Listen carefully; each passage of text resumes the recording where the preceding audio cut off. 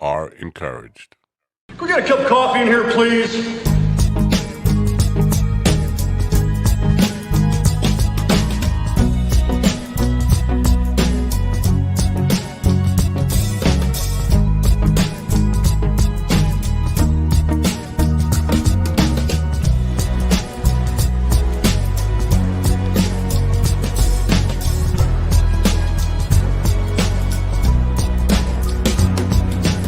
Damn good coffee and hot. Wake up, America. You've got a dog that needs walking. That's right, sunshine. Just put on a big pot of strong coffee and get ready to type your little hate mail with your opinions about kumbaya and flat earth insanity. Stand-up comedy? You want stand-up comedy? Well, we've got sit-down comedy. It's time for Coffee with a Dog. You make me laugh. Well, that's nice. Oh yeah, the Mind Dog TV tentacles are all over this United States. 48. Lower 48. Or 48 if you're in Hawaii. Be over there 48. If you're like Puerto Rico. I don't know. 48. 48.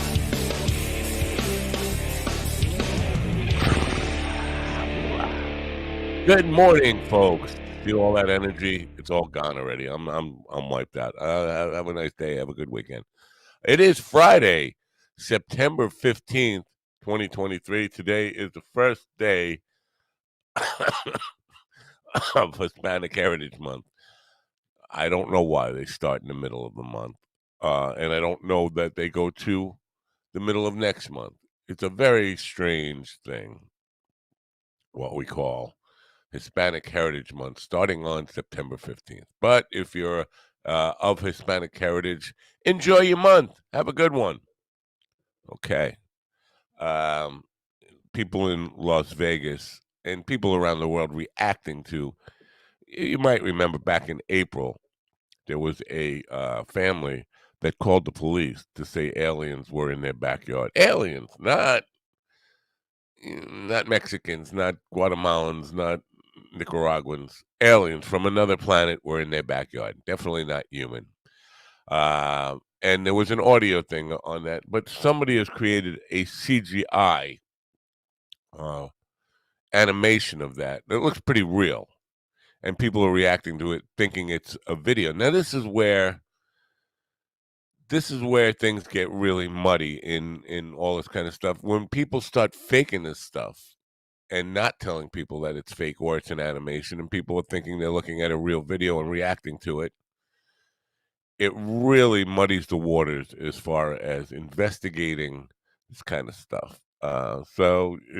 But people are arguing about, oh, they don't look real to me. Of course they don't look real to you. They're not real. They're computer generated. It's crazy. It's a crazy world we live in. Anyway, I hope you're having a great day today. As I mentioned, kind of like, being silly, we have people all over this country right now. We got Willie, who is up in South Dakota, or is on his way up to South Dakota today to perform this weekend, tomorrow night, at a great comedy competition. We hope he wins that. So he won't be here with the news today, unfortunately. We're Willie-less. I lost my Willie. And Carl, who is made his way from Manchester, England, to Los Angeles, to Tucson, and tonight will be in Bisbee. Looks like he had a great time by pictures that he posted on Twitter.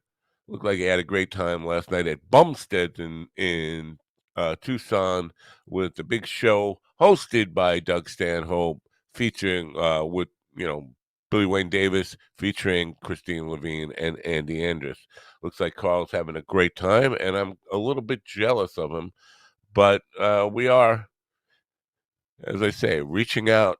Are the people associated with this program are ambassadors to the world for our nonsense. Anyway, I hope Carl is having a great time there. Maybe I doubt he'll check in today.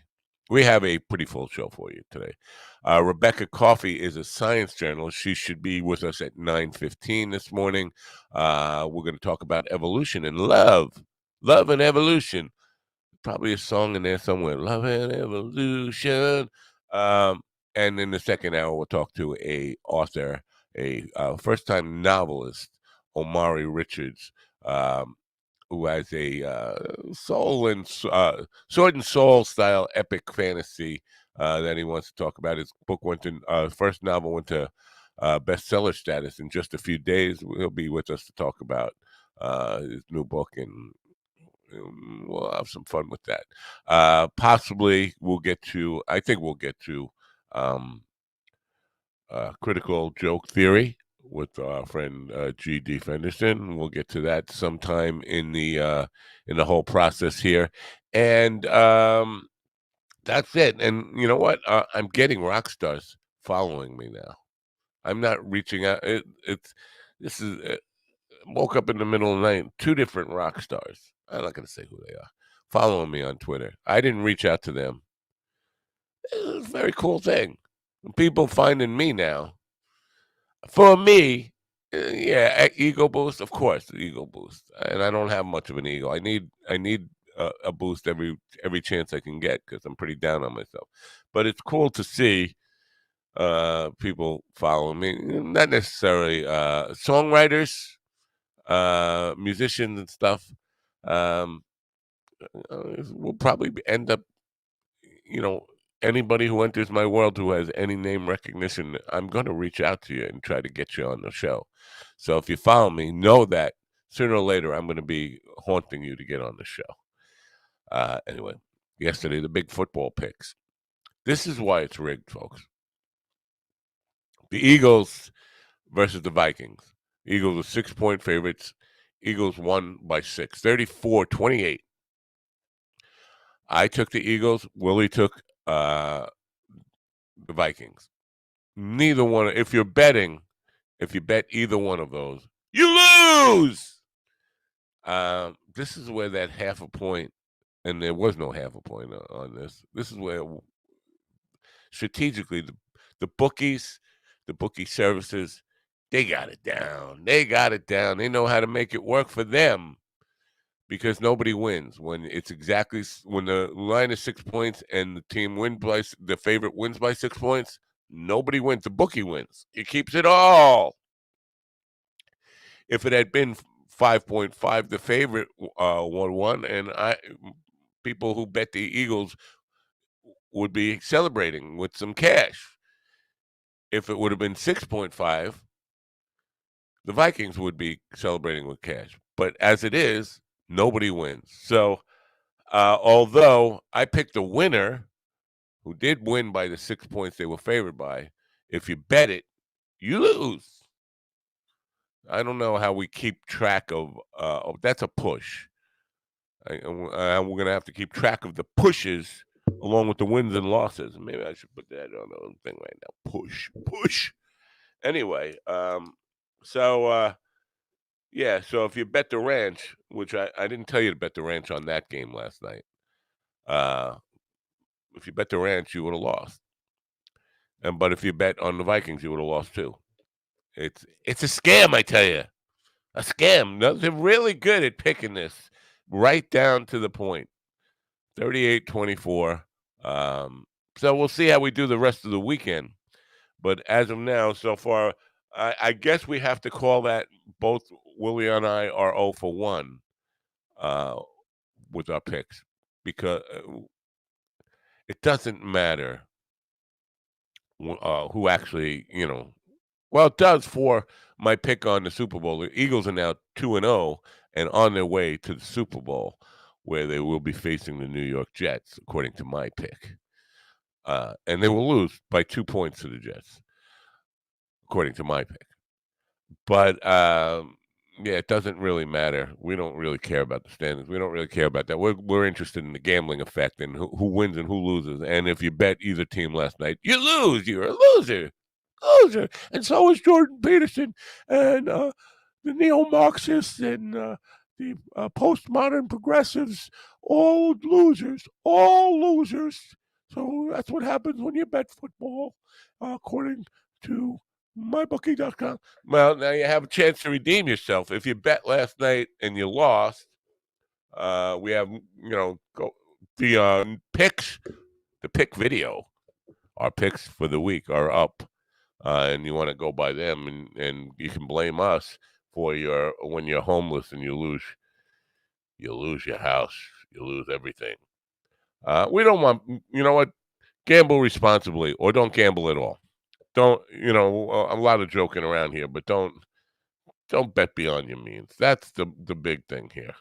Um, anyway, so moving on, we will be talking about evolution today and love and how they tie in. Rebecca Coffee with the dog. Yeah, about that. Rebecca Coffee will be with us. She is a science journalist who writes about evolution and writes about romance and love within the animal kingdom and how it affects the 100,000 years of evolution of humans with regard to relationship, monogamy, love, all that kind of stuff. And then in the second hour, we'll be talking to Amari Richards, who is a first-time novelist who's had a lot of success with his first-time novel. And at some point, I'm waiting because the critical joke theory is 9 minutes long. And it's going to be worth it. Don't get me wrong, but I don't need a break yet. I don't need a 9-minute break yet. I'll try to squeeze it in between guests this morning.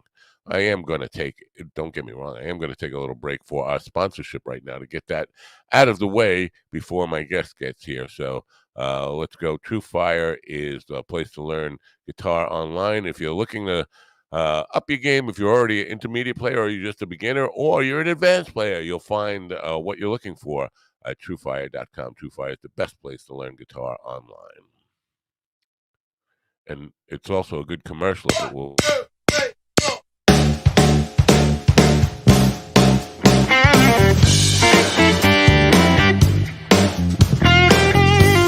Over 2 million guitar players worldwide learn, practice, and play with TrueFire. Our learning tools and massive library of video lessons will ignite your technical skills, harmonic knowledge, rhythm playing, and soloing chops. TrueFire's educators are the best in the biz, from Grammy Award winners to world-renowned artists. You'll have access to an unparalleled faculty of over 300 top-notch blues, rock, jazz, country, fingerstyle, and acoustic guitar educators. Using our desktop and mobile apps, you'll work with TrueFire's multi-angle video lessons on any device, anytime, anywhere. Integrated learning tools such as video synced tab and notation, slow-mo, looping, practice jam tracks, and many more handy controls accelerate your learning experience. TrueFire style-specific learning paths guide you every step of the way. Use our assessment tools to find your starting point, then follow our lesson recommendations and track your progress as you work through your personalized TrueFire study plan. Progress faster with private one-on-one instruction, group lessons, multi-track video jams, live streams, song lessons, student forums, TrueFire's Riff magazine, premium jam tracks, and much, much more. With thousands of 5-star ratings and reviews from amateur and pro players alike, you'll find yourself in good company with the world's most comprehensive guitar learning platform. Grab your guitar and ignite your musicality. Sign up free for an all-access trial today.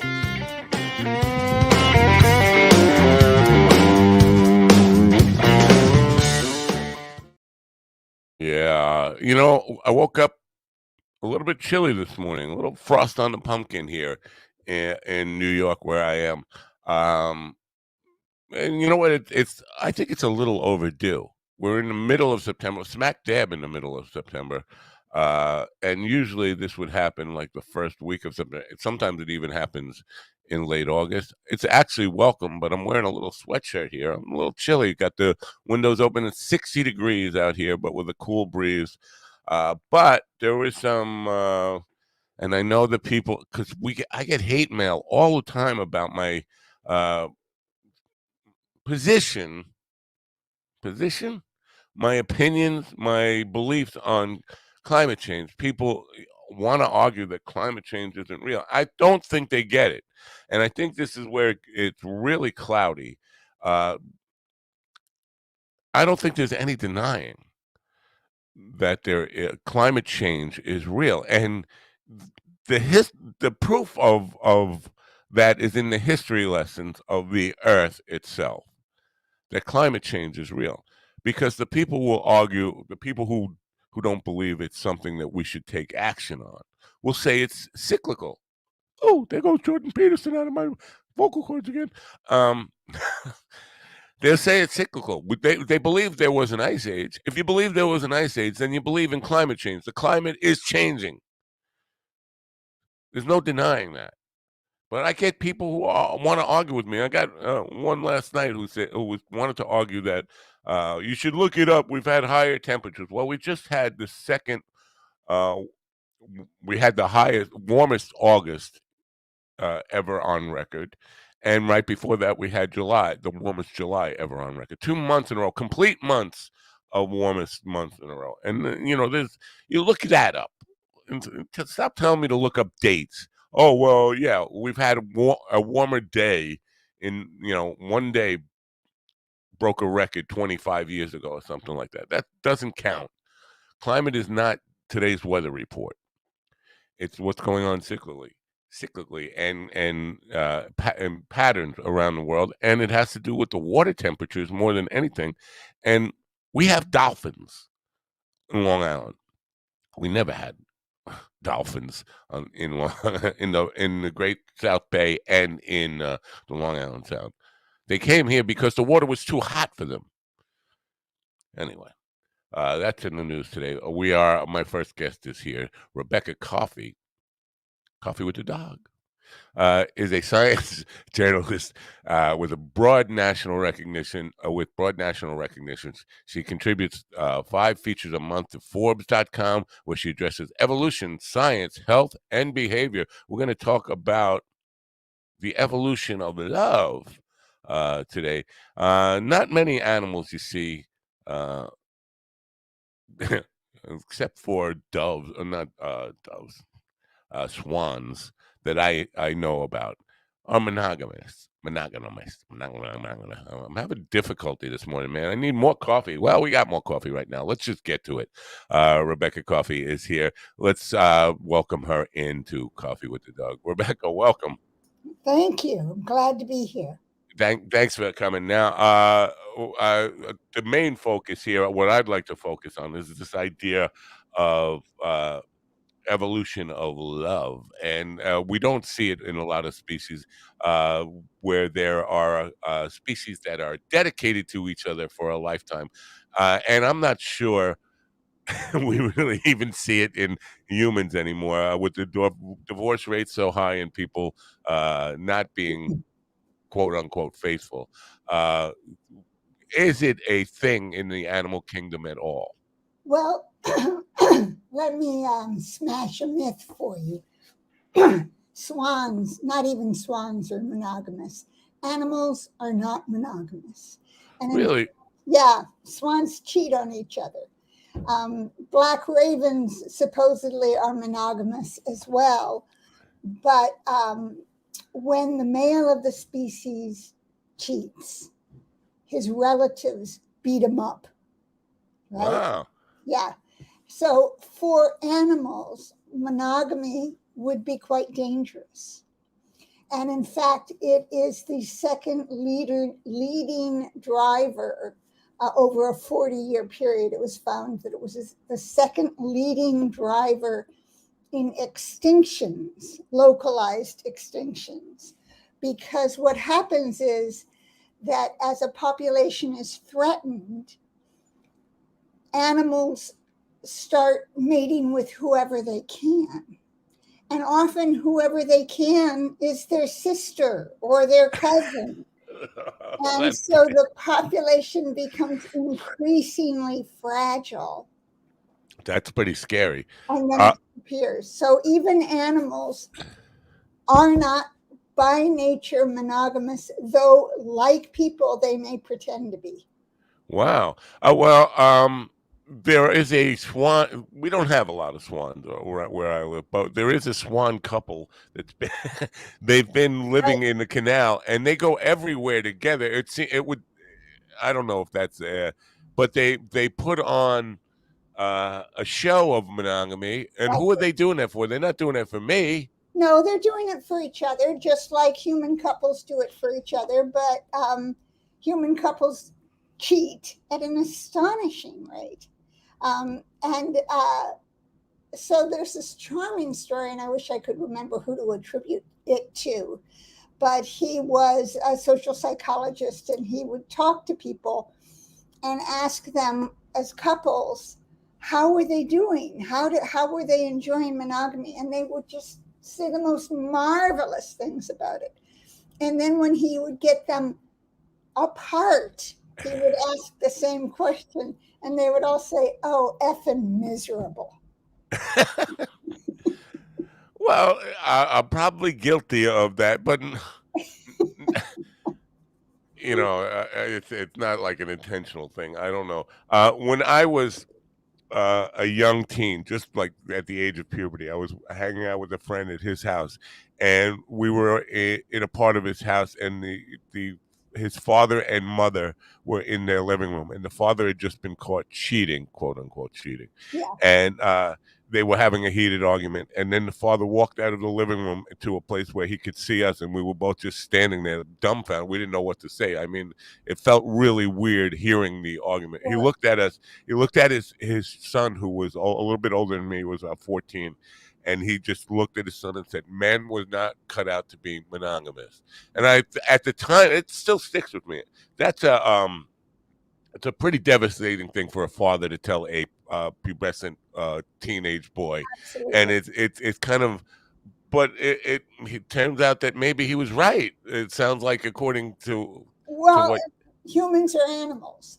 At the same time, monogamy in human populations does serve the public good very well.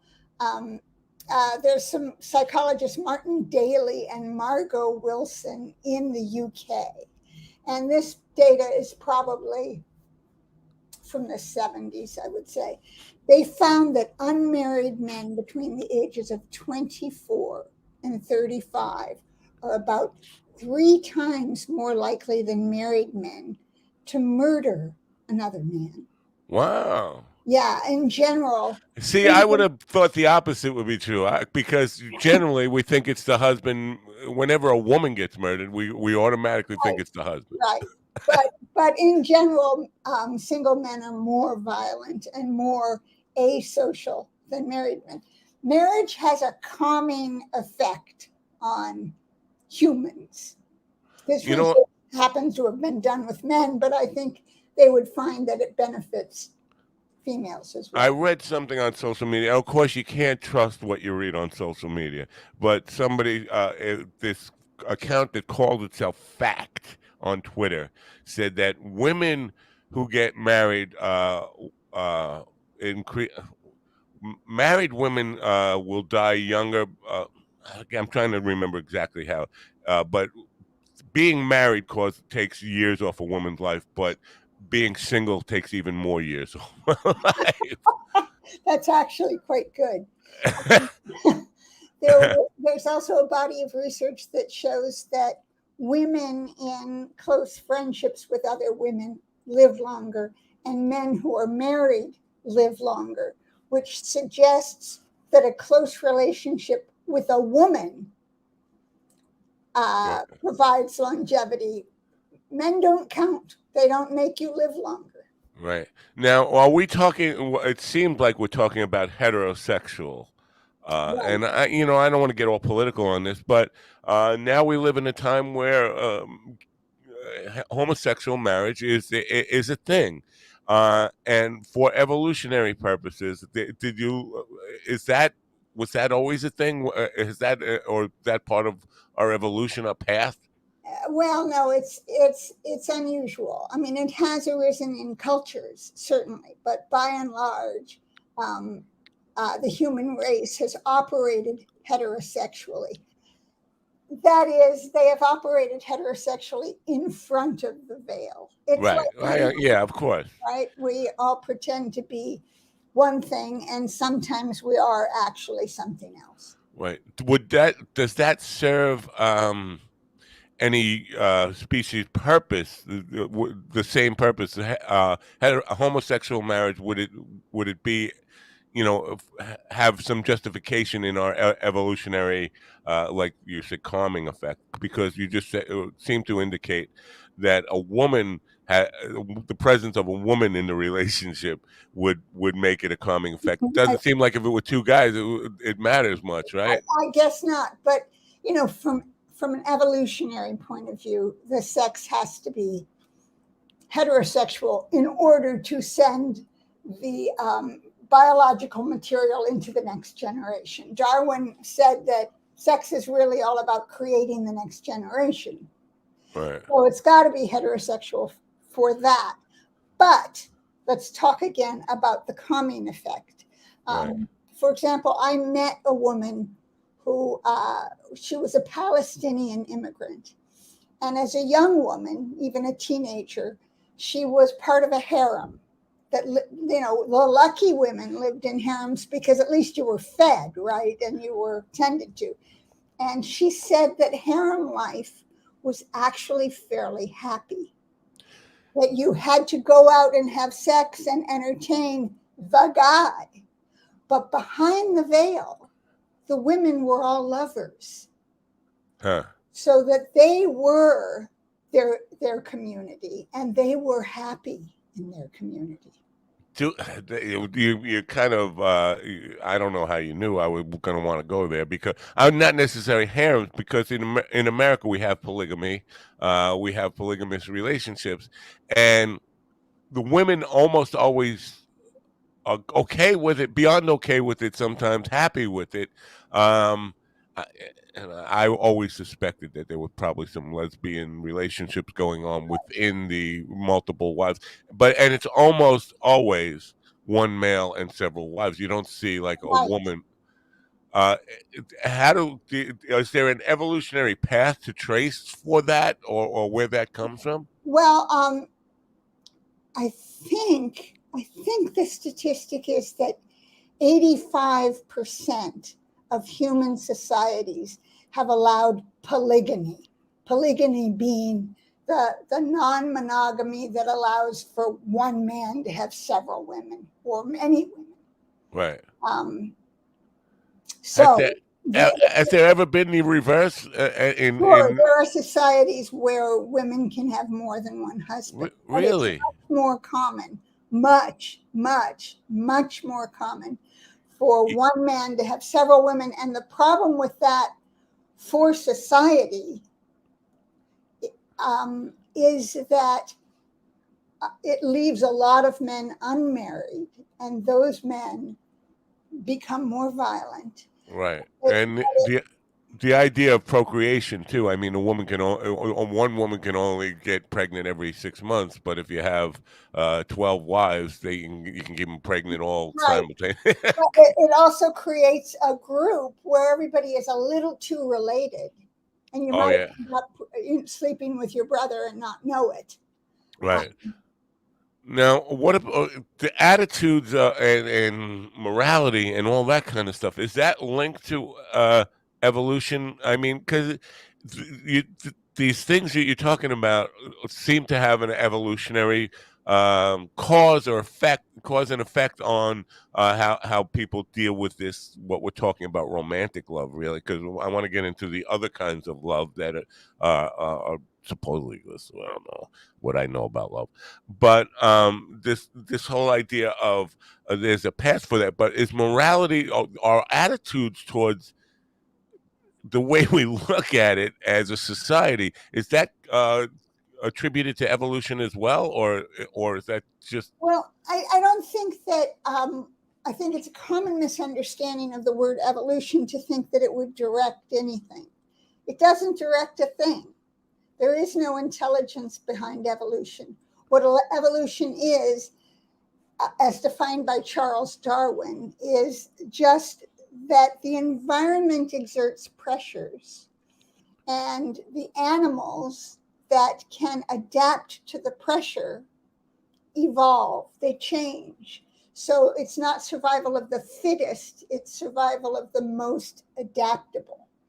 All right. And we're always, as humans, concerned with our children's hardiness and our children's ability to make it. So I think that the conscious decisions we make are never about how will the species survive. They're always about how will my kids do in this situation. So parents tend to want to raise daughters who will marry wealthy men, for example. Not that there's anything wise or good about that. Just, hey, the rent will get paid. All right. You said something in there that sparked my interest because you said there's nothing I'm paraphrasing because you said it really quickly, and my memory is not that. My short-term memory is gone, but you said it seemed to indicate that there's no intelligence behind evolution, which is an interesting concept because we have people who are committed to the idea of religion and intelligent design being part, an intelligent designer being part of that. I have had an evolutionary scientist on the program, and I said to him, does our evolution, the idea of Darwin like evolution, the idea that we have of that, and intelligent design absolutely mutually exclusive? He said they don't have to be, but he believes they are. I said, doesn't evolution seem to have an intelligence behind it? Because the way it works, it seems that everything ties together in a way that is real. The consequences of evolution, and not just being with regard to love, but with regard to how we adapt, how all species adapt, and we kind of adapt in synchronous with each other. He said it does seem to have some intelligence. It does seem to be a very intelligent system that was created from this. Do you, do you think they're mutually exclusive? What I think doesn't really matter, but I will tell you what I think. It does matter for the terms of it for For the terms of this, for the program, it does. yes. So I acknowledge that evolution tends to move towards complexity, that evolution is responses to environmental pressures. And so this becomes this, that becomes this, that becomes this, that adapts this way, that adds this feature. And we end up with the world around us, whereas before we had a single cell that went organic 4.5 billion years ago. Now, Charles Darwin wrote, first of all, he was an aristocrat living in England in the 1800s, and he and his family and all of his friends were good Anglican people. And his wife was especially religious. And so when he came up with the theory of evolution and the fact that it was not directed and it was just chance that made all of this, given everything that had happened along the way for 4.5 billion years. Many people think that the reason that he didn't publish for 20 years, Afraid of his wife? he was afraid of what would happen to him personally. Well, that seems to be another myth that could be smashed because, in fact, she was his editor. He was the worst. If he had been in 6th grade, he would have been the worst speller in the grade. He was just awful at it. So she straightened out everything. She respelled everything. She was his editor.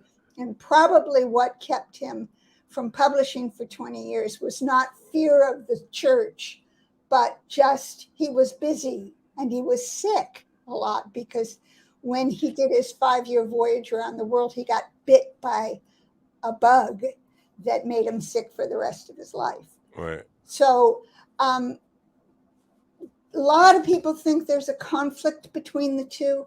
I don't think there's a conflict. I think that if there is a God, he designed a world that could take care of itself. Right.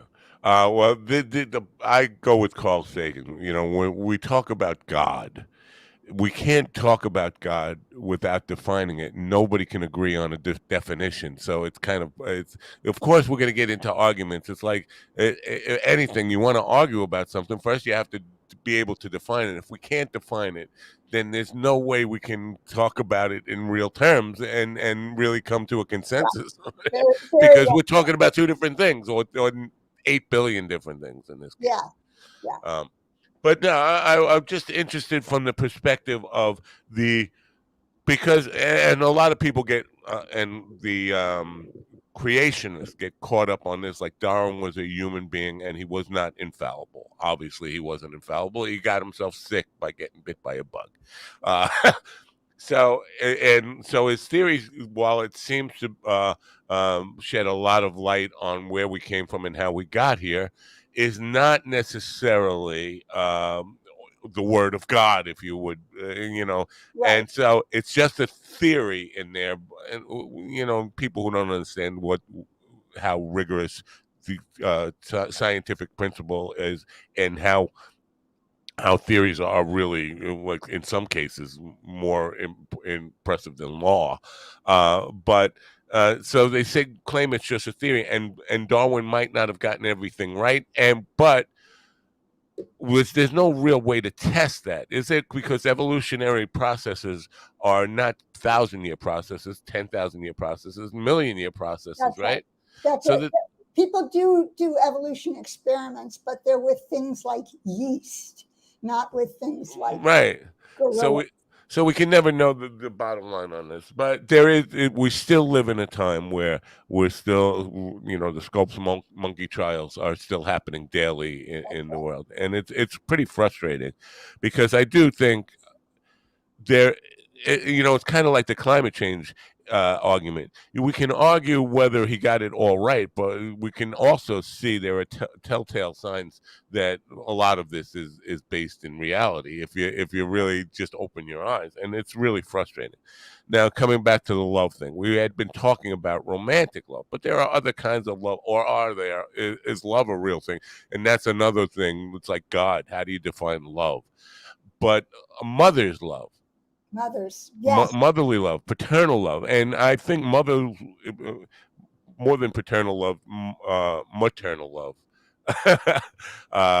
is pretty evident in species. Mothers are really protective. They're all that is a whole different thing, but we kind of lump love all into one thing, one word, which is all encompassing. What have you learned about the evolution of mothers and their offspring? Well, so Charles Darwin, um, he made a few mistakes. One of them was that he just assumed that animals were capable of the full range of emotion that humans are capable of. He thought crickets could fall in love, right? So the animals that we are closest to are the so that's orangutans, gorillas, chimps, bonobos, and us. I think that's the complete list. And monkeys are a little farther away from us on the evolutionary change. There's primates as a group, and then there's monkeys and great apes within them. Humans are great apes. We're simply the most evolved great apes. So in primates, you can see lots of evidence of mother love. If a gorilla baby dies, that mother is clearly bereft for a long time. A chimp will risk her life for her children. A baby monkey, the death of a baby monkey will cause the mother to carry it around dead for days. She might carry it for days, grieving and grieving and grieving. So, yeah, while most animals, and maybe all animals, cannot experience romantic love, which might require imagination and an idea of a future and hope and, oh, will he do this or will she do this? Mother love is really instinctual. You love what you get. Right. Um, so interesting observational studies have been done with orphans. So what happens when a primate does not have a mother? It seems to impact its social skills and its reproductive success. So that, for example, males in a community of chimps that were orphaned before they were 17 years old, or before they were puberty, really, they matured into adults who had far fewer babies, who couldn't maintain alpha status in their communities. First offspring were generally born later. They fathered about half as many offspring, and their offspring died in infancy more often than Wow. right. So what is it about mother love that helps so much? Well, partly it could be, and again, these are observations, they're not controlled studies. It could be that being touched by a mother provides the oxytocin that reduces stress. And as you grow up, if you are relatively unstressed, if you're calm and happy, you may have an entirely different nervous system by the time you're grown up. You may get more food and better food. You are possibly better socialized. If you've accompanied your mother through her days, you've seen how to interact. She's made introductions for you. She may someday find you a mate. She models social competence. So having a mother is a pretty cool thing if you're a primate. Yeah, I think Robert Johnson wrote a song about motherless children have a harder time. Motherless children have a harder time. I laugh about that. It's not a funny thing, It's but not a funny thing, and they do have a harder time. Now, right, Darwin thought that chimps could fall in love, and that crickets could fall in love, and these days, I think most scientists would disagree. By the way, I need to just remind everybody I'm not a scientist, I'm a right, journalist. And by the way, I have a book about this. It's called Beyond Primates, Looking at Evolution. right. And you can Just find out about that at RebeccaCoffee.com, which is going across the screen, and it's in the description, clickable for you wherever we can thank make it you. to. Anyway, most scientists would probably say that not even primates are capable of romantic love, but some, even Jane Goodall, she's not willing to say that they're not capable of romantic love, and Franz de Waal is not able to say that. It could be. They're just not capable of vocalizing it, of talking about it. Again, I think sometimes when we try to, the word love is like God. You can't define it. And I think if we try to put romantic love is as use the same word to describe it as we would motherly love, we are bound to get confused by all this stuff. And how do you really define love? And like 8 billion people, you'll get 8 billion different answers. So it's all this is really a hard thing to kind of get a handle on when we can't even really. We're using a word that really has too much meaning. Uh, Right. it's a difficult thing. But now there have been many cases, and you see it on social media all the time, where it's meant to be like a heartwarming story, like from a zoo where a baby lion has lost its mother, and a German Shepherd mother is raising it. Where does that fall? Because that seems to be the same motherly relationship, where the German Shepherd definitely has that protective and maternal instinct, Yeah. and the baby, of course, needs that. How does that, how does that play into all this that you're talking Well, about? look at humanity. We adopt people all the time. Ask a mother who's an adoptive mother whether she loves her child. Yeah, Yeah. so that we're prepared for that, and we're prepared to cross. We're not prepared to cross species, except that we are. We love our dogs. We love our cats. Right. Well, and now that's a whole other thing because people will put human emotions on their pets, or attribute human emotions on their pets. Do they? Again, the word love is a really. The more we talk about it, the more it occurs to me that it's an inadequate word. But can pets feel love for their owners? There are whole books written about that, and some of them are written by animal behaviorists, and the conclusion is yes, because they're writing about their own dog, Right. Yeah. and we all think that our dogs love us. Yeah, it depends on how you define love, but I would say the way I define love, my beagle loved me for 14 years. Yeah, yeah, right. Again, it's really a muddy topic just to start with. If we can, let's kind of sex and love are not the same thing, but the humans tend to think they are. Especially the further we get down the timeline, the more we kind of think of them as one or the other. There's species, and I don't know what I like the Black Widow, and I don't know if all this is just mythology or something, that the Black Widow would kill her mate after sex. Uh, Spider research is fascinating. I love spider science because, for instance, there's a kind of it's very, very common for male spiders to die as part of sex. It's the last act in sex. And I kind of relate, but go ahead. so with spiders,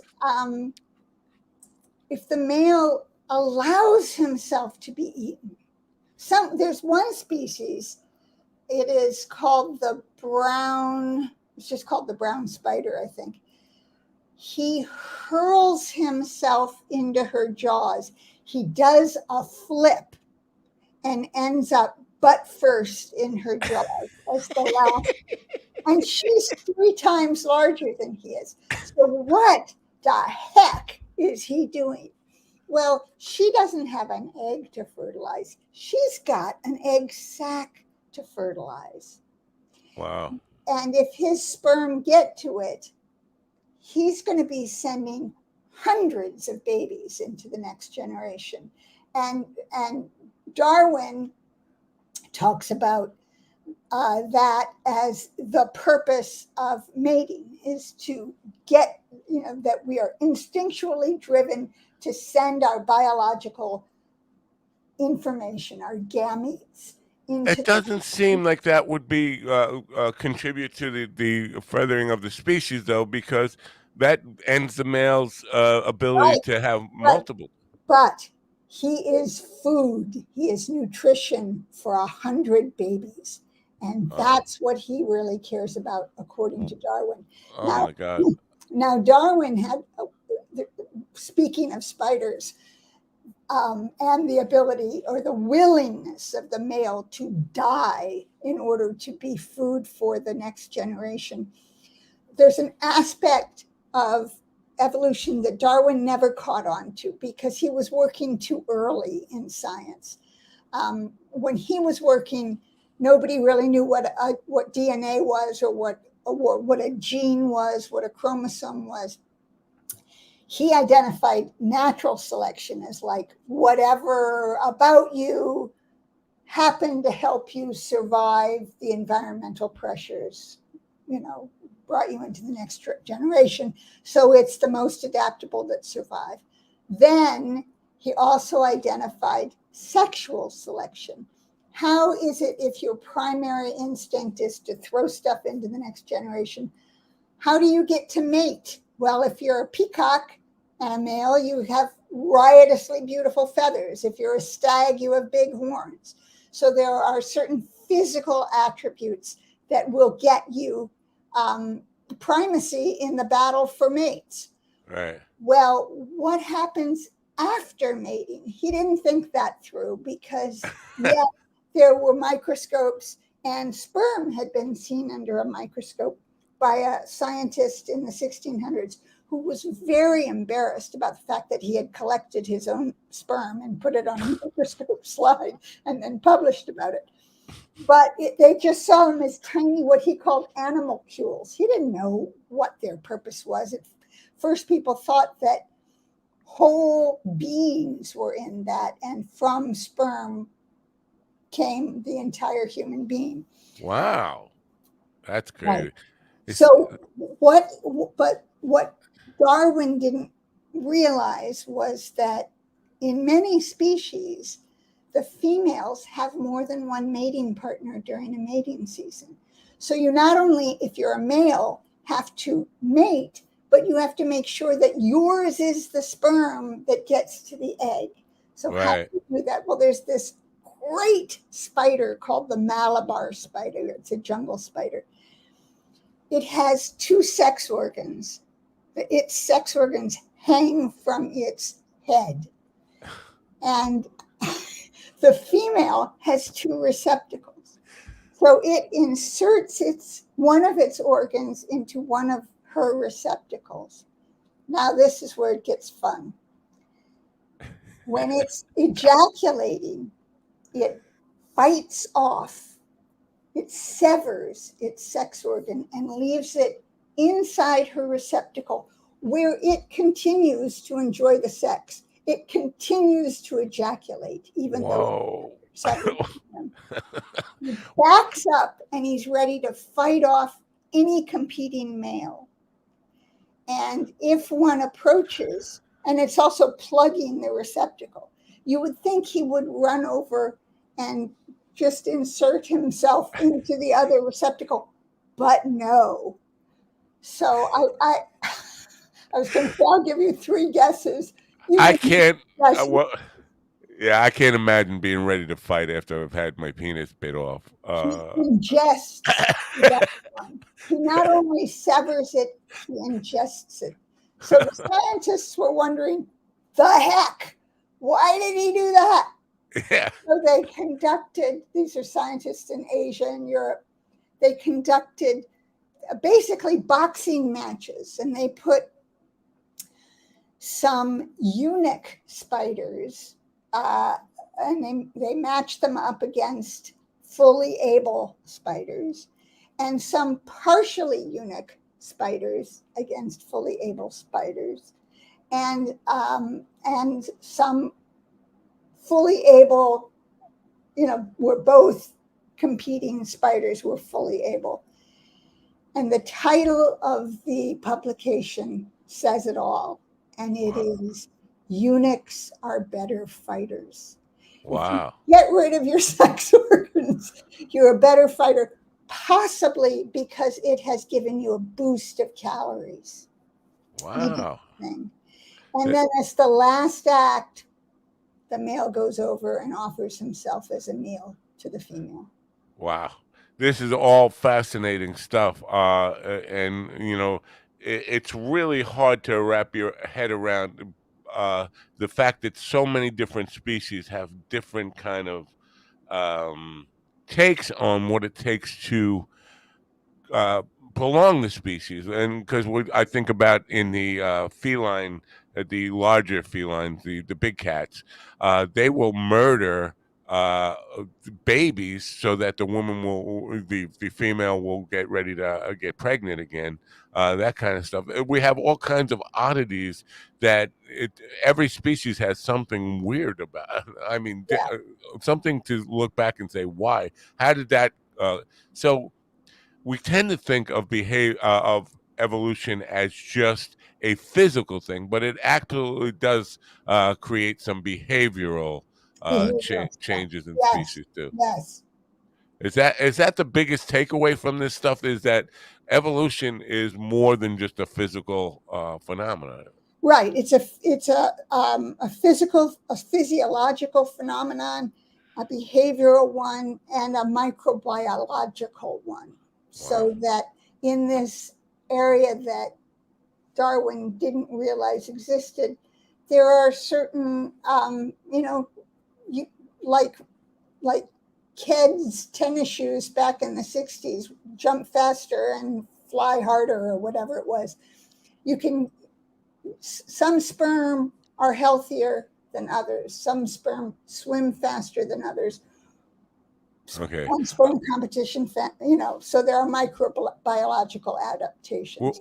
we're about out of time here, but I wanted to talk about, first of all, I don't read Forbes because I think my um, inclination is to think that Forbes is about money, and I don't really care about that money that much. But it's a bit surprising to me that you are writing. Are you writing about evolution in science for Forbes magazine? Yes, I was. I've actually recently stopped the editorial.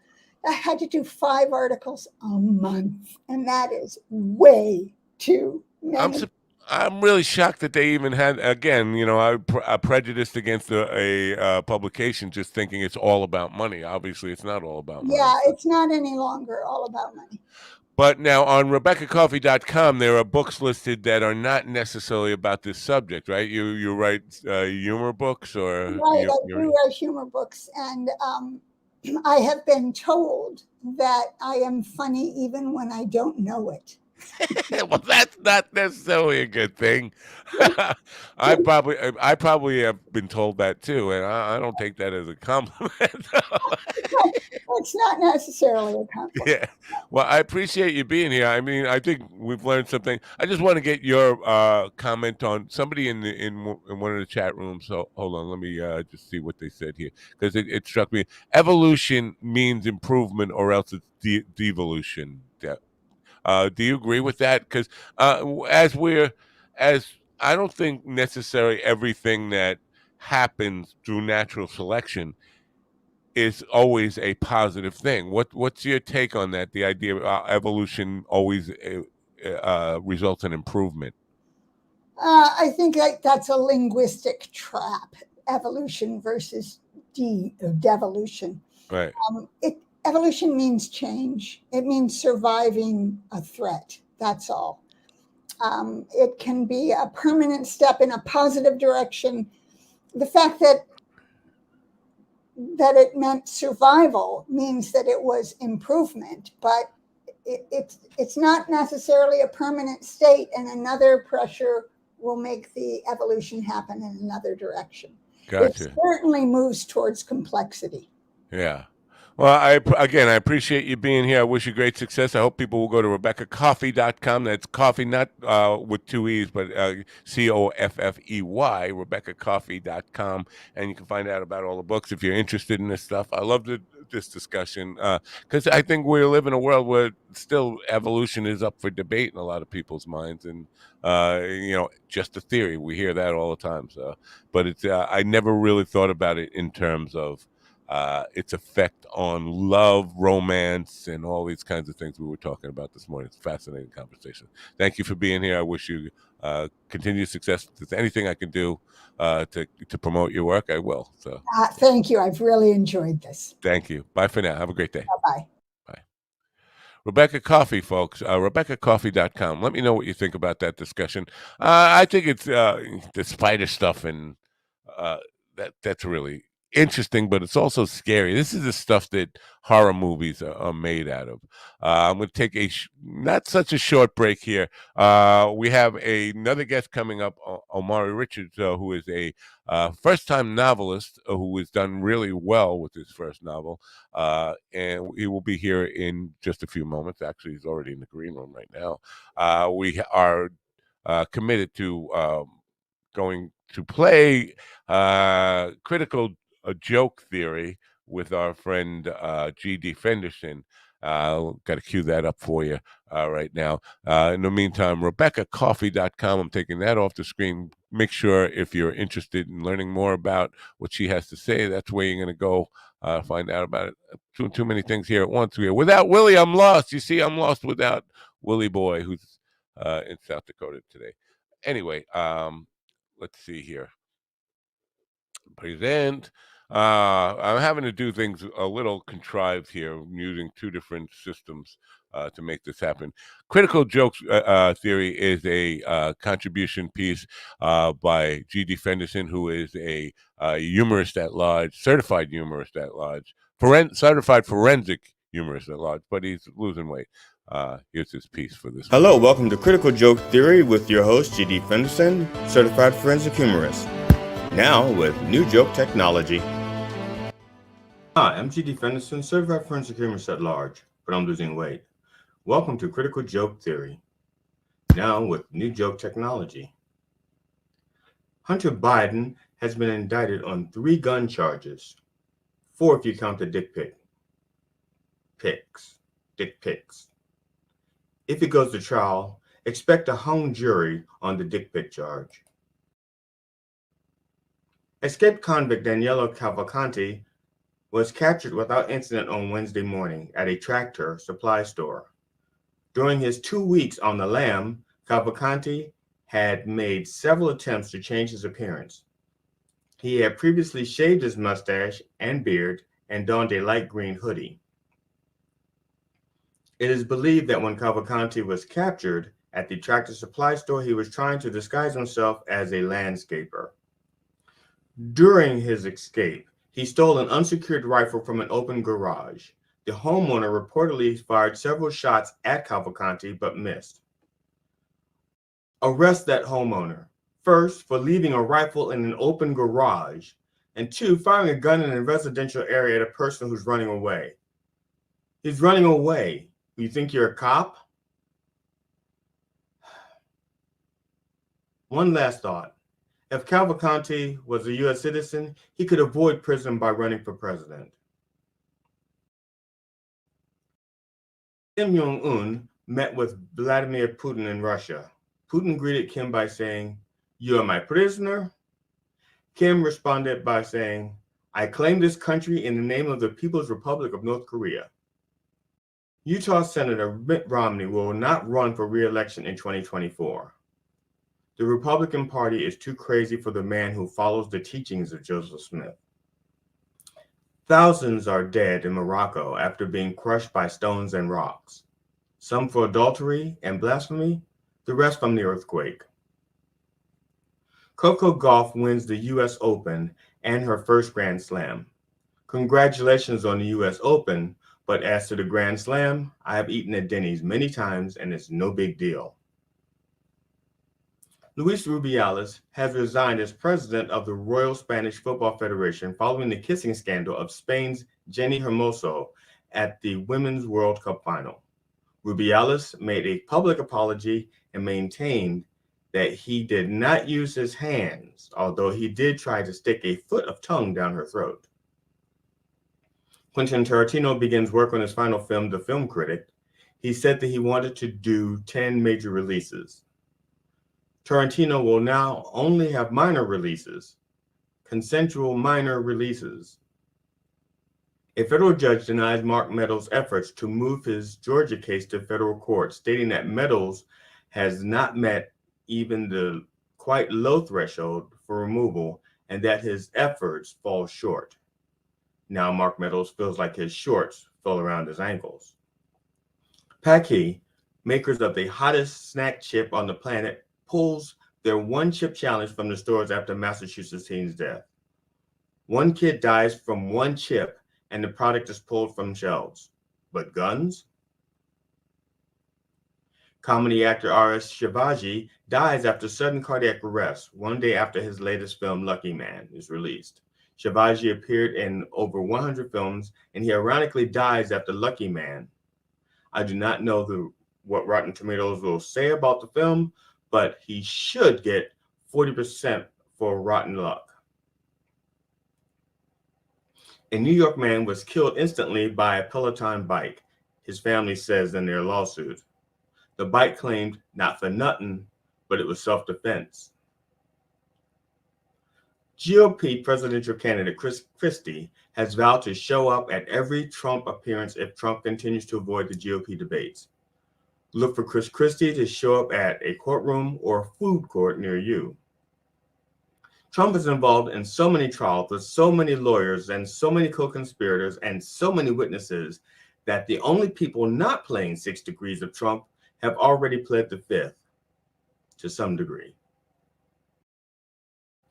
In football, Aaron Rodgers tore his Achilles tendon, taking a 10-yard sack, setting the Jets 10 years back, but they cannot take back that contract.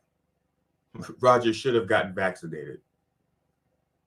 More than 600 cases of Victor premium dog food have been recalled due to salmonella contamination. Your dog can recover from salmonella if treated.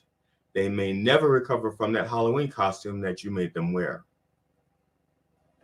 Fat Bear Week catches the image of a lost hiker leading to his rescue from an Alaskan mountain. The hiker was rescued before Fat Bear got fatter on Lost Hiker. Side note, when I first Googled Fat Bear image for this bit, it came up with 13 Chicago Bears players. Trump ally Peter Navarro was found guilty on both counts of contempt of Congress. Navarro showed his support for Trump, but Trump showed his contempt of Navarro. That 70s show star Danny Masterson received 30 years for 2 counts of rape. This news puts the sigh in Scientology. A federal judge gives 22 years to the ultimate leader of the January 6th riot. Enrico Tarrio received 22 years in prison. The ultimate leader, Donald Trump, has yet to be charged with seditious conspiracy. Proud Boys, stand back and stand by, and stand still while you get strip searched. The special counsel's investigation into efforts to overturn the 2020 election has widened. And to paraphrase Stephen Stucker, the probe is getting larger. Flooding at Burning Man kept thousands stranded at the Nevada site. Due to the abundance of drugs, only dozens were aware that they were stranded. A Russian spacecraft crashed into the moon last month. NASA says that it has discovered where. They just followed the trail of empty vodka bottles and war crimes. Former New Mexico Governor Bill Richardson died at age 75. He received recognition for his work in hostage negotiations. Sadly, he passed away before he could negotiate the release of the GOP from the MAGA cult. Singer-songwriter Jimmy Buffett died at age 76. Jimmy Buffett was worth over $1 billion. Not everything was wasting away in Margaritaville. Vocalist for Smash Mouth Steve Harwell died at age 56. It's said that death comes in threes. Those of you who thought that the third person would be Keith Richards, well, you might as well be walking on the sun. A judge denies Kenneth Chesebro's motion to sever his Georgia election case from Sidney Powell. Chesebro's attorney cried weaponization. Chesebro cried because he has to be in the same room as Sidney Powell. Speaker McCarthy orders Biden impeachment inquiry. McCarthy is trying to get the MAGA caucus off his back. There's only so much his back can take without a spine. Trump asked that Judge Chutkan recuse herself from the 2020 election fraud case. This is another attempt by Trump to delay his trial. For a man who was so anxious to clear his name, he's not very anxious to clear his name. I'm G.D. Fenderson, certified forensic humorist, now with New Joke Technology. Thank you for watching Critical Joke Theory. Be safe out there, and don't feed the crazies. Critical Joke Theory with your host, G.D. Fenderson, certified forensic humorist, now with New Joke Technology.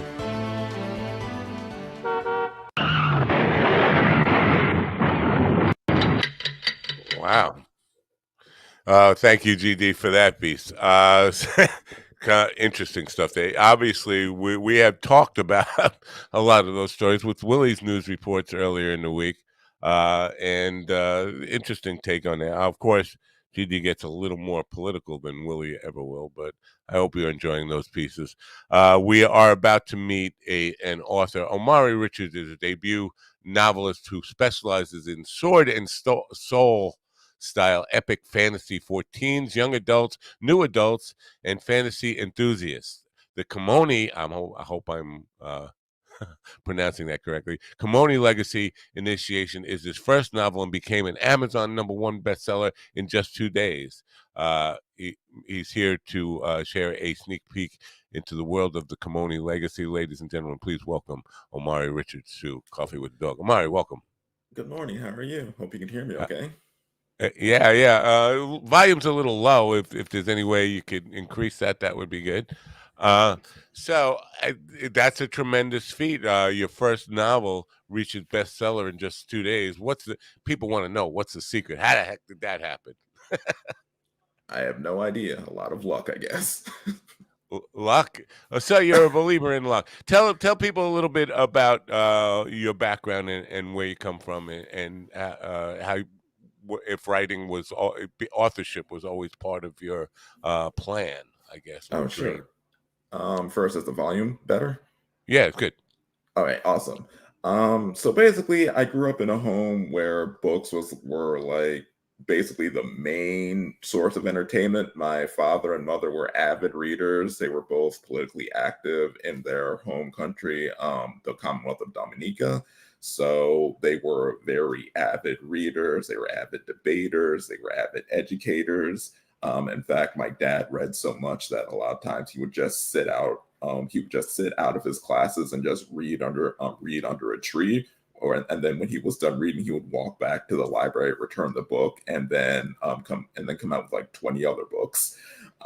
So when they came to America, they passed on that love to reading to me and my siblings.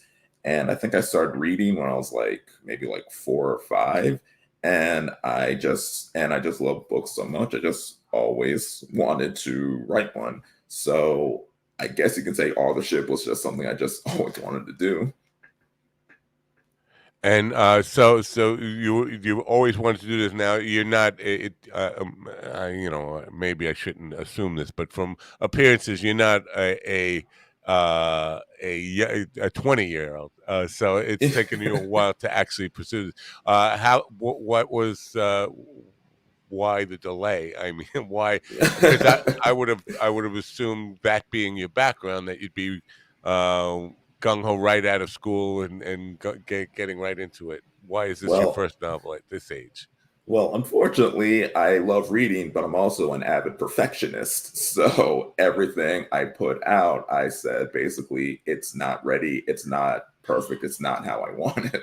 Oh, that is important for me, because I've been struggling with that for probably about 5 years now. I've been writing. I have written 3 drafts of a book that I have yet to publish, and I battle myself with it's not ready, it's not good enough all the time, and this is my reason for not publishing. What advice do you have for me for getting over that?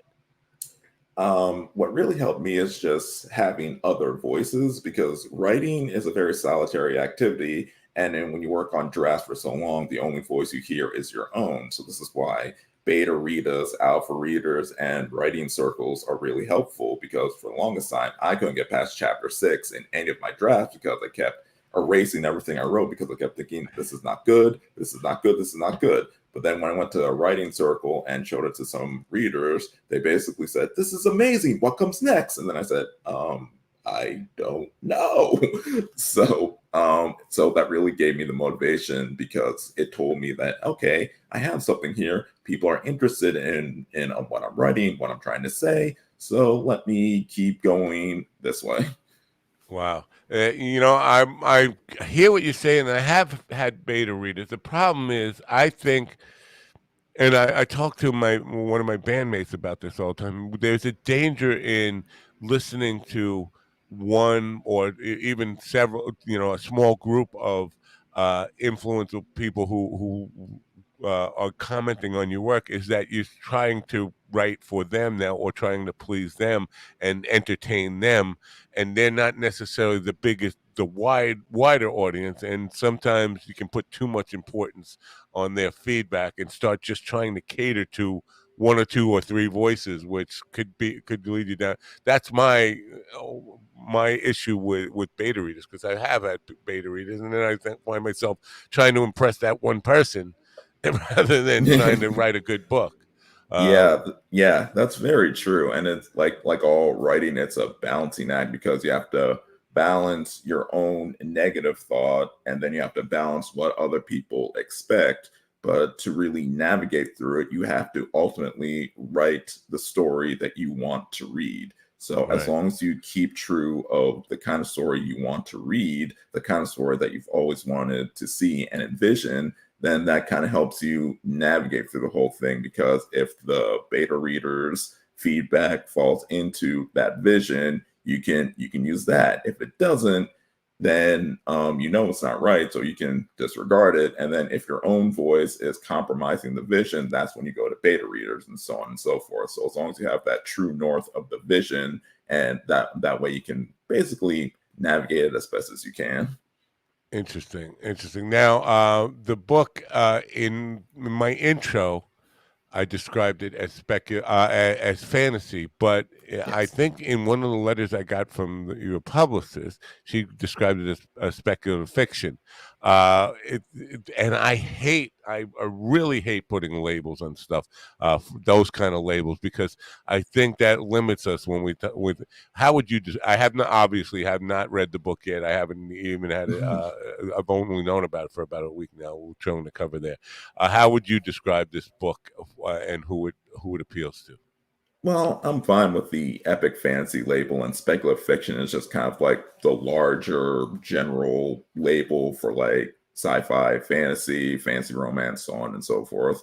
But yeah, I would call it epic fantasy, sword and soul, which is basically fantasy that's more focused on African inspired mythology, culture, and so on. And I would say it's for basically the new adult crowd, like maybe late young adult, like 16, 17, 18, but it's mostly for new adults and basically anyone who enjoys a good fantasy story with political intrigue, morally gray to like characters, and a lot of magic. A lot of magic. That's what I was going to talk about next. With the magical elements of this stuff. Are you necessarily a believer in that kind of stuff, in magical thinking? Magical thinking. I mean, of course, I believe in magical thinking because if I didn't have magical thinking, I wouldn't have created the book or had it published. Because just trying to publish a book and getting it published is a magic in and of itself when you really think about it.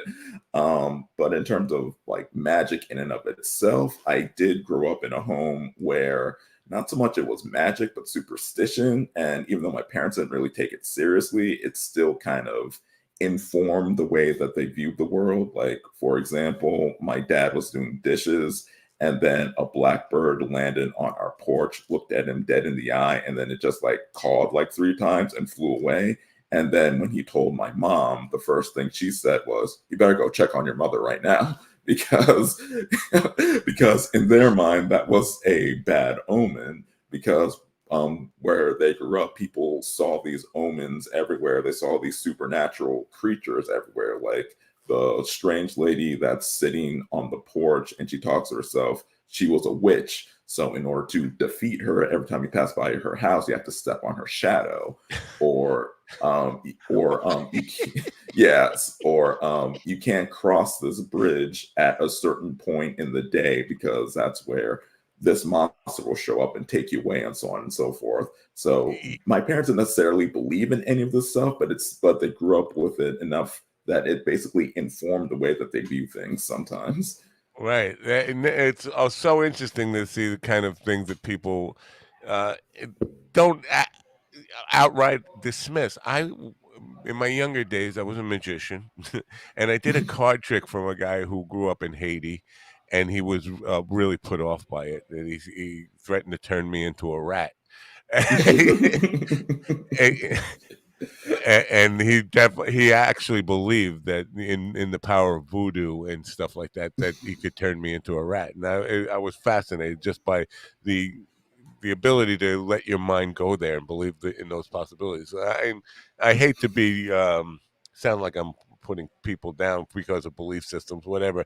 It's just it's really surprising to me as a person who is very or tries to be as completely grounded as I can be, and not necessarily a believer in magical thinking and those kind of things, but I leave a door open to it. Now, I as mean, part of, do you have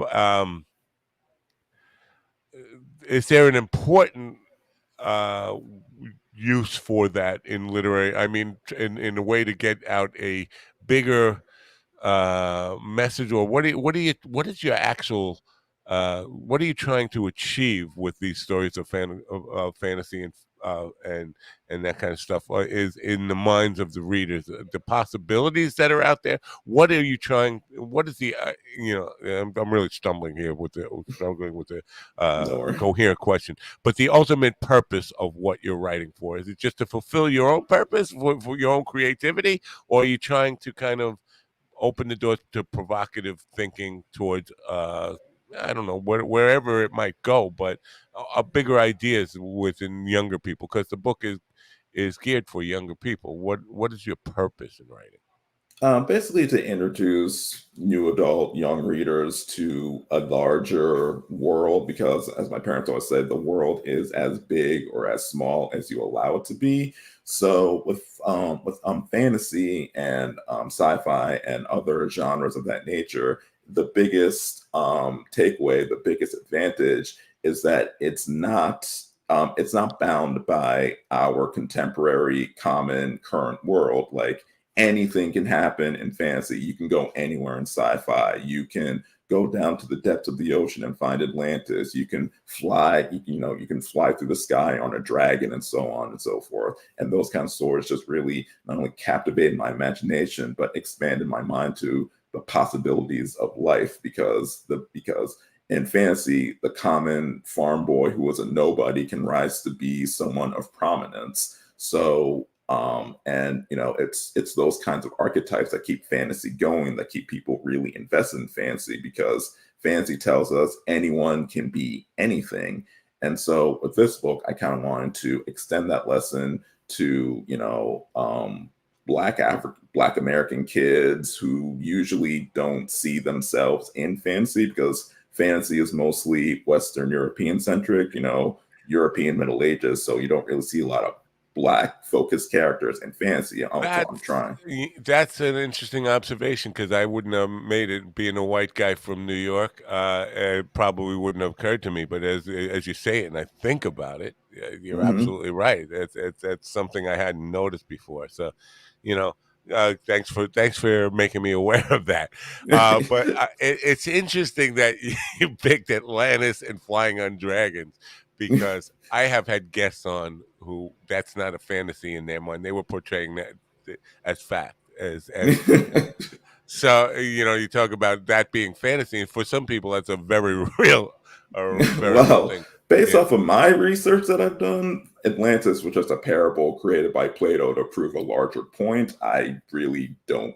I mean, I'm sure there are sunken cities due to floods and all kinds of stuff. I don't think Atlantis, as we think of it, was one of them. But what do I Well, know? not to sidetrack the conversation, Dr. Anthony Edwards, who was on the program, who had believed that he had solved or had been on the same as Jimmy Cossetti, who is Atlantis scholar, believed they had solved what really was and really was about. He was telling me when he was on the program that because he had simplified Atlantis into not this necessarily super advanced technologically, but super advanced for a Stone Age. In other words, they developed a way to have running water, which is not exactly having computers and flying spaceships and all that stuff. So it was a very down to earth talk about what Atlantis really was, but he had also talked about how he had gotten death threats from the people who just want to hold on to the lore of Atlantis as kind of what you said, and then he went missing. Mm, I did have not know no way. that. That's intriguing. He was getting death threats. He's totally. I can't find him anywhere. Not to Mm. sidetrack the conversation, but No, yeah. but that is a very interesting sidetrack. I've never heard of that before. Yeah. Uh, so now, a creative process in First of all, did you have to do a lot of research? Did you have to go to Africa? Or have you been to Africa? I have not been to Africa because I started writing this when I was like 15 years old. And at the time, I just never had the money or the time or anything to actually go to Africa. And then my thought was, if I go to Africa, what would I even do? I don't have like scholarly contacts I can talk to or anything like that. So I just did a lot of reading, a lot of watching videos from people who did live in Africa. But yeah, it was a whole lot of reading, scholarly articles, history books, primary sources, secondary sources, anything I could get my hands on, and just trying to see what works, see what doesn't, and see what fits into what I was trying to create. And a lot of the times, what I was trying to create had to change because the history and the way West Africans viewed the world and the supernatural didn't match up to what I was writing. So I had to change that so I could be more authentic about it. So yeah, about 15, 17 years worth of research to get here. Yeah, very cool stuff. Because Africa is a huge continent, and people, Huge. especially, and I hate to make this a racial thing, but white people in America, white Anglo Saxons, tend to think of Africa as one thing. Yes. But I kind of try to relate it to the idea, like the United States is a big place. New York and New Mexico are very different cultures, completely different cultures within the same country. Africa has got far more different cultures, far more diverse than anybody can imagine. It's so huge, and there is Egypt and South Africa are not the same place, and Yeah, the I like yeah.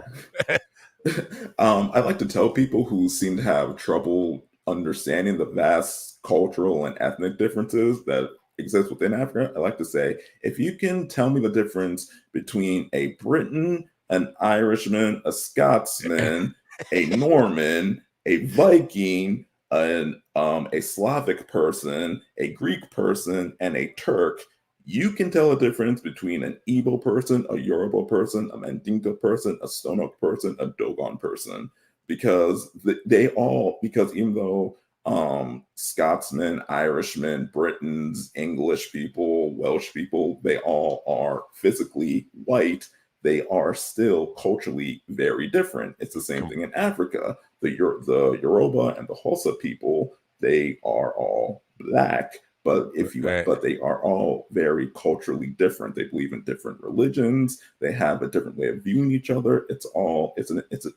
They're all entirely their own thing. They just live in the same country. Yeah.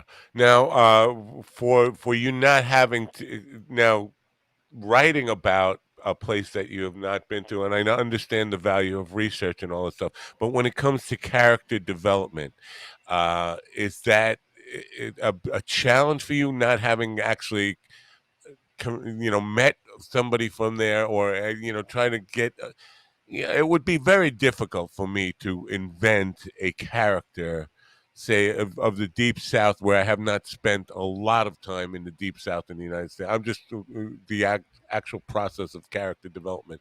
A challenge, or did it come easy to you, or because I'm going back to what you said about uh, uh, fantasy, is you can go anywhere. Maybe you can make these characters really non-realistic, or not really necessarily faithful to what a person from that area might be.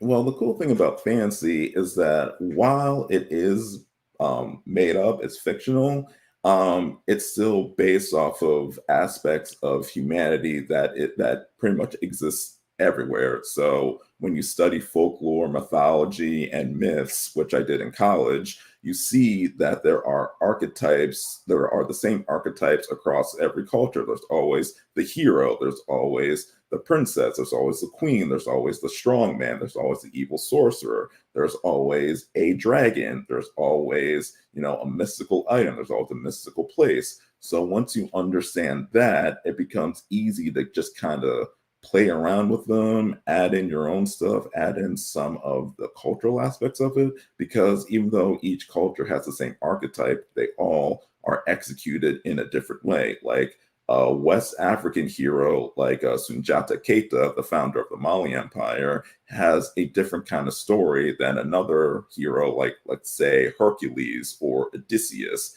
They all, when you read the story, it's all about a mythical hero who did this great thing, but the overall themes, the overall lessons from each story are different. So you have to find out where those differences lie in the culture. How did they view this story? What were they trying to accomplish with this story? And then once you understand that, you can actually pull from that understanding to create characters that are true to the place. Wow. Now, the actual writing process. Are you working? Are you? Because you said you started this when you were 15. I'm Yes. assuming you're not a guy who just starts with a piece of paper and just starts writing. You have notes and kind of outline and get into the Yes. nitty gritty of writing. People have all sorts of different creative processes, and I'm always fascinated about how it gets started. So tell me a little bit about your creative process, if you can, if you even think about it enough to think. Well, I kind of honed my creative process because writing fan fiction when I was like 13, 14, because I just loved the movies and shows I watched. I just wrote my own stories. But with this book, the creative process started when I was reading Christopher Paolini's Eldest, the second book in his inheritance cycle. And then I realized, like you, that there's not a lot of Black characters in fantasy, and I had read a lot of fantasy growing up, and I was just interposed myself in the characters. But after reading that book, I was like, yeah, there's really no Black characters. Well, okay, let me just write one about a Black character. So the process just started with like notebook after notebook, just jotting down random ideas in between classes or even in classes. Like you can ask my high school teachers, like I was always jotting down notes, but not necessarily about the lesson. I was just trying to talk to the characters in my head. So it was always like notebooks, and notebooks became outlines, outlines became character sketches became scenes, those scenes became chapters, those chapters became deleted chapters, and then and then undeleted chapters, and so on and so forth. So it was kind of like a snowball effect, but it was a lot of starts and stops because, like I said, I could only get to chapter 6, and then I would delete it, and then I would get to chapter 7, and then I would delete it. So it was like almost a never-ending cycle until I was like, okay, I think that's enough. Yeah. Are you a disciplined person in terms of I get up every day at 5 a.m. and right now I'm not saying it has to be early morning, but stick to a writing schedule and give yourself those kind of parameters of every day between 5 and 6. I'm just picking times out of a hat, but that kind of discipline. In terms of big picture, I would say I was disciplined because if I wasn't, I would have kept going for like 15, 17 years to get this thing done. I always had that goal in mind, and like everything I did, like I always was working towards this goal. But on like a more micro level, I would say I'm kind of 50-50 because there were some days I would get up and say, okay, I'm going to get up at 10 o'clock. I'm going to write for an hour, and I'm going to write 2,000 words, and then 12 o'clock comes and I wrote 300 words, or I haven't written anything. And then after that, I'm like, I don't really feel like writing today. I got nothing. And then that would go on for like a week, and then another week would pass, and then I was like, okay, I'm gonna try to write something. I'll write like maybe 100 words, and then that'd be enough. Other times I would break away and come back, and then I would write an entire chapter in an afternoon. So it kind of varied, and you just have to. For me, I just what really worked was just going with whatever energy I could get out of myself. Like if every time I tried to force it, the writing suffered, and if I waited too long, sometimes I would come back fresh, and other times I would just completely forget where I was. So I'd have to And go back and read what I wrote, but some people say not to do that. But for me, it really helped because it helped reignite the spark of the story. And because I was reading it as like a reader, when I got to the end, I was like, oh crap, what happens next? I was like, oh Right. yeah, I know what happens next. So I would, get to writing. So it was very, it's a very ebb and flow kind of thing. But That's from so interesting that you yeah. say that people. Some people say don't go back and reread what you just wrote. I have done that and gone back and rewrote what I just wrote and found that it kept me from writing the same thing over again because I had forgotten I had already written that kind of stuff. Mhm. I think it's important. Yeah, for me, it's absolutely necessary to remind yourself of where you are in the story and how you got there. Or because if not, you will definitely write some things that don't connect somehow or all that kind of stuff. Because when you're in the creative, at least for me, and I don't know if this is for you, but in the creative zone, when you're writing, you're just free writing stuff, and oh, this is all great. It all feels good when you hit that peak of creativity. But then sometimes you go back and say, "Why? I created a situation here that I can't, rectify all the." Justify all these kind of things and tie them all together because I just allow myself to go unhinged into this world Yeah, of enjoying yeah, the and process. that's kind of dangerous in fantasy because even though fantasy has a reputation of being a genre where anything can happen, and even in the same breath said anything can happen, but at the same time, there needs to be an internal logic, there needs to be an internal consistency with everything presented. So if you read a fantasy book and throughout chapters 1 through 9 it's in like high medieval society, and then in chapter 10 you forget where you were, and then suddenly this guy has like a rifle or a pistol because you forgot what you were writing, and that goes into the book. Suddenly that throws off the entire book because it just brings up questions. Okay, if this guy has a pistol, why doesn't this society or this clan over here have guns? And if they don't have guns, how did he get a gun? Who has gunpowder, who created it, and so on and so forth. So from that one thing you made because of free writing, all of a sudden, unless you get rid of it, you have to go back in the story and either justify it or yeah, you have to justify it. Otherwise, that's going to throw off readers because you can't just introduce an idea and not do anything with it in fantasy. Right. Now, Legacy. What is Kimoni? What is that a character in the book? Is that the protagonist?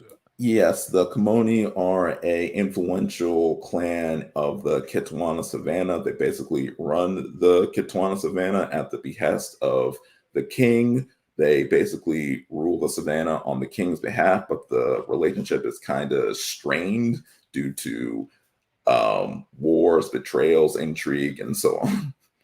Very cool stuff. Now, I think I read somewhere, somewhere on maybe it was on the website. I don't know in my research where this book I think it was called The Initiation.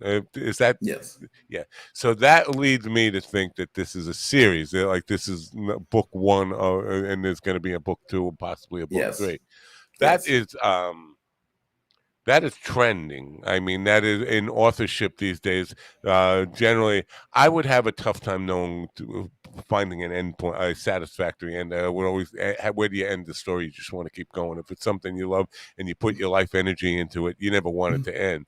Oh, how have you pre-thought book two, and will there be a book? Have you done that in much advanced thinking, like how many in this series? How far is it going to go? All that kind of stuff, or do you leave that up to in the moment where it feels right?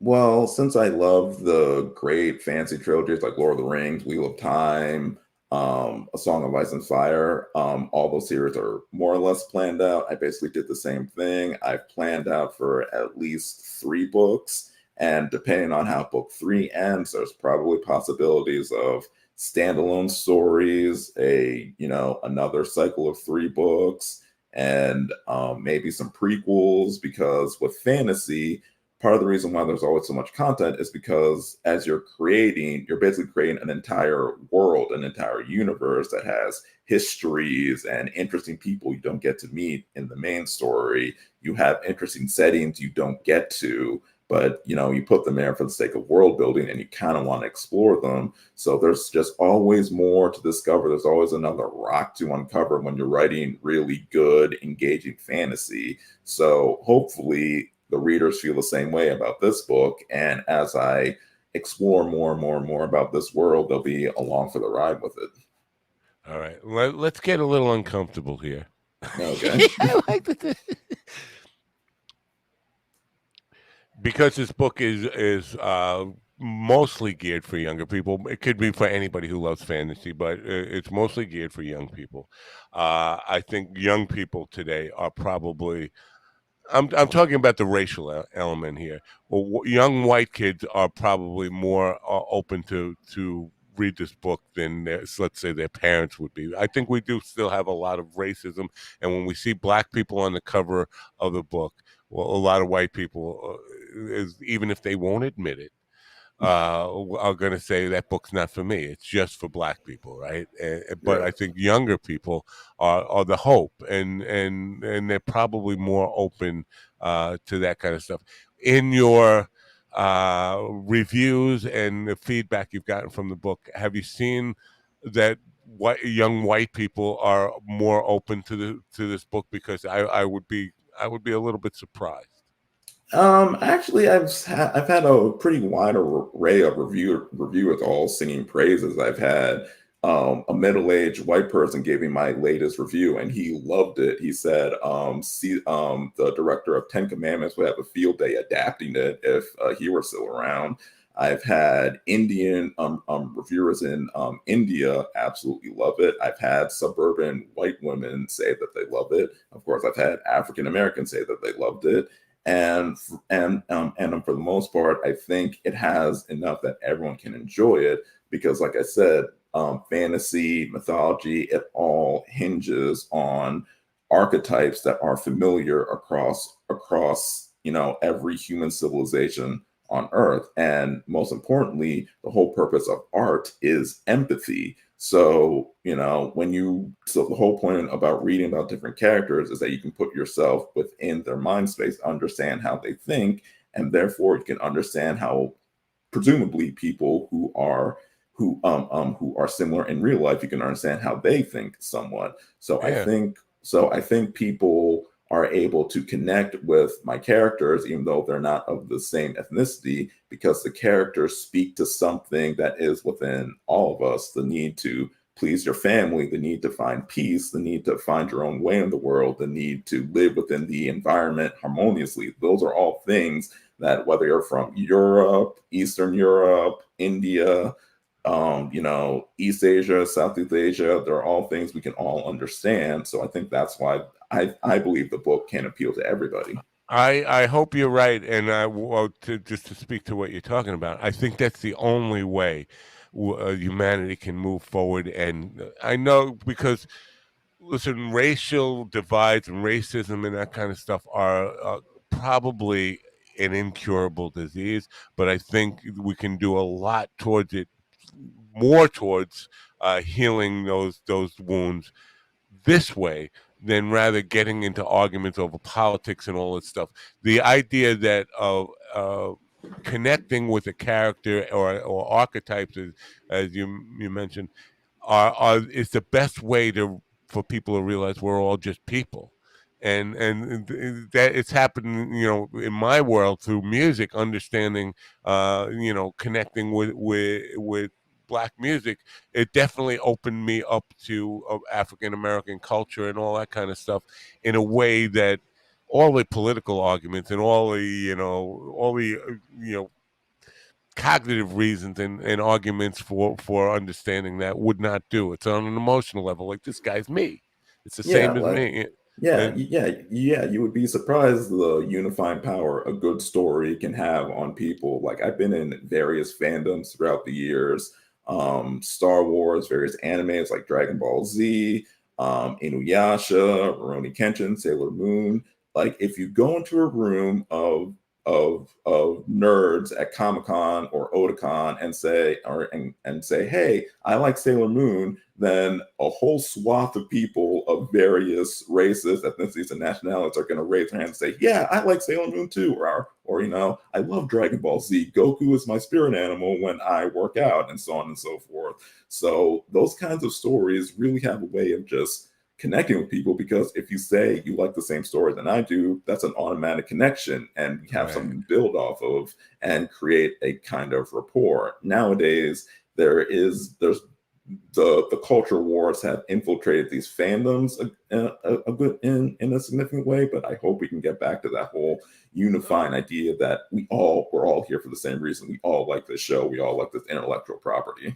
I agree. The problem is Caucasians are the only ones who have not had to experience what you just talked about. Being able to relate to characters that aren't representative, don't necessarily look like them. Because when I grew up, every hero was white. Every hero, so we never had to look at a story, or listen to a story, or read a story where the hero wasn't like me in a lot of Right. ways. And I think, being able to step it into somebody else's experience of the world and realize that every race except the Caucasians in America have had to deal with that forever. So they have a complete understanding of how to take yourself out and just look for the commonality and all that kind of stuff, where in some ways we're handicapped because we haven't had to have that experience.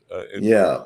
My writing professor in college, like one of the best pieces of advice he gave me was when we were all trying to write stories. He basically said, "What you did to get on the bus this morning is a memoir. It could be interesting, but it's not really a story. What the lady sitting next to you did to get to the bus stop this morning, that is a story." Because you are taking the time to try to understand this other person. You are taking the time to understand her circumstances, her struggles, and what just getting to the bus this morning would mean to her. If you're just writing about yourself, you're not like, unless you have a very interesting life story, if you just write about yourself, you're not really achieving much to that end. The whole point of art, and yeah, the whole point of art and writing is to try to understand the person next to you, try to understand the person across from you, try to understand the person 500 miles away from you as best as you can. Great stuff. Now, you mentioned earlier some of the more successful books that have had series, and they were all in this genre, sort of. Um, Made into movies. Obviously, and I talk after 1,500 authors, of a lot of them, that's just a pipe dream. Yeah, sure, of course, I'd love to be made in a movie, but fantasy fiction type of things are, the stuff that movies are made of, and it's not like that.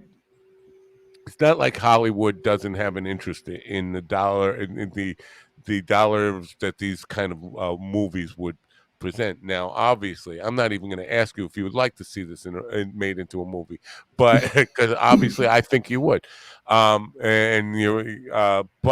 the idea of, are you proactive? Because we live in a world where the industries want everybody to do the work for them. So even though your book might lend itself well to a movie, can we see a screenplay? Is there a draft? Have you done any kind of investigating on how to turn your book into a screenplay, or taking any proactive steps in order to say, this would make a great movie? Here's the draft of a first draft of a screenplay that you might want to look at.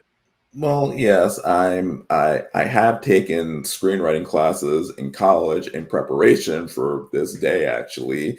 So I have a fundamental understanding of screenwriting. I haven't really tried to turn this into a screenplay just yet, but I am working on that now. But the main thing, if I want to turn this into a movie and get studio attention, the main thing is to build up the demand, build up the market for it, Of course, because yeah. nowadays studios want something that has a built-in audience. If you You're don't have right. a built-in audience and come in like completely blank, 9 times out of 10 they're not going to invest in you. But if you say, hey, this book sold how many copies, I have this many followers on social media, it trended this many days, then that's when they have that interest. So right now my main focus is trying to build up that interest, build up that audience, so that when I say, hey, I have a screenplay ready for you, they're going to ideally jump on it.